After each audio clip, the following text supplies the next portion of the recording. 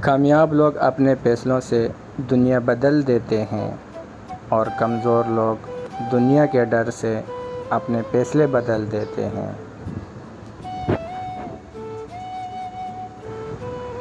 وقت اور سمجھ ایک ساتھ خوش قسمت لوگوں کو ملتے ہیں۔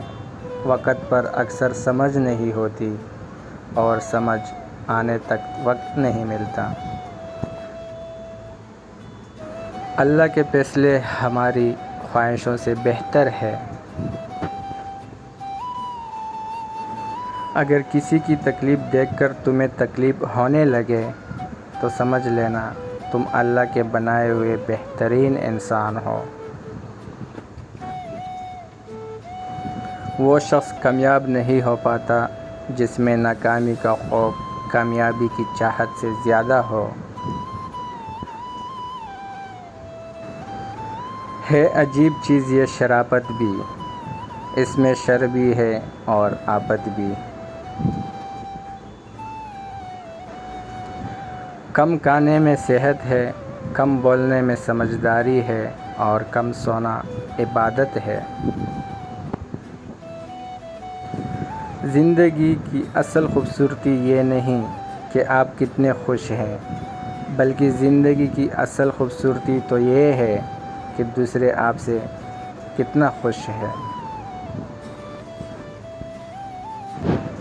وہ میری ہر مشکل کو دور کرتا ہے، آخر وہ میرا خدا جو ہے۔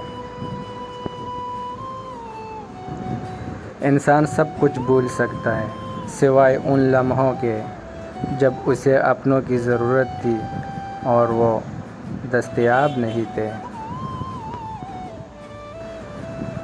تاش کا جوکر اور اپنوں کی ٹوکر اکثر بازی پلٹ دیتی ہے۔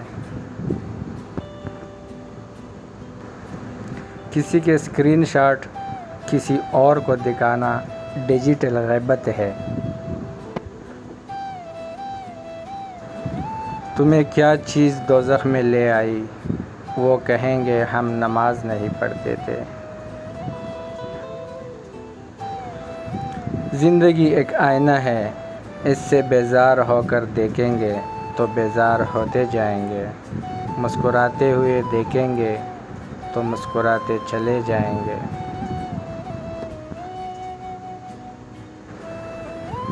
کتنی بھی بڑی یونیورسٹی یا کالج سے پڑھ لو، انسان بننے کے لیے قرآن پڑھنا ہی پڑتا ہے۔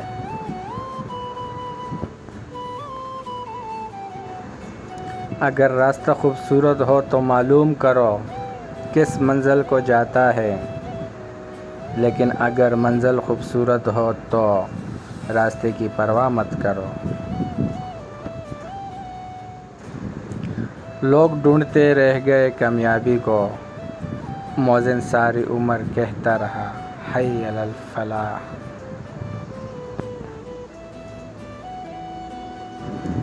ہم سفر خوبصورت ہو یا نہ ہو، لیکن دل سے قدر کرنے والا ضرور ہونا چاہیے۔ لوگوں کے دل آپ صاف نہیں کر سکتے، مگر اپنا دل صاف رکھنا آپ کے اپنے اختیار میں ہے۔ اگر آپ صحیح ہیں تو کچھ بھی ثابت کرنے کی ضرورت نہیں، بس صحیح بنے رہیں، وقت خود گواہی دے گا۔ کسی کو غلط سمجھنے سے پہلے اس کے حالات ضرور جان لیا کرو۔ اچھے انسان میں بھی ایک برائی ہوتی ہے، وہ سب کو اچھا سمجھ لیتا ہے۔ تمہاری وجہ سے اگر کوئی بے سکون ہو جائے تو یاد رکھو تم ظالموں میں سے ہو۔ وقت اگر ایک سا رہتا تو انسان کی پہچان کیسے ہوتی؟ ماں کی ایک عادت خدا سے بہت ملتی ہے، دونوں ہی معاف کر دیتے ہیں۔ ٹھوکر وہی کھاتا ہے جو راستے کا پتھر نہیں ہٹاتا۔ ماں ایک ایسی بینک ہے جہاں آپ ہر احساس اور دکھ جمع کر سکتے ہیں۔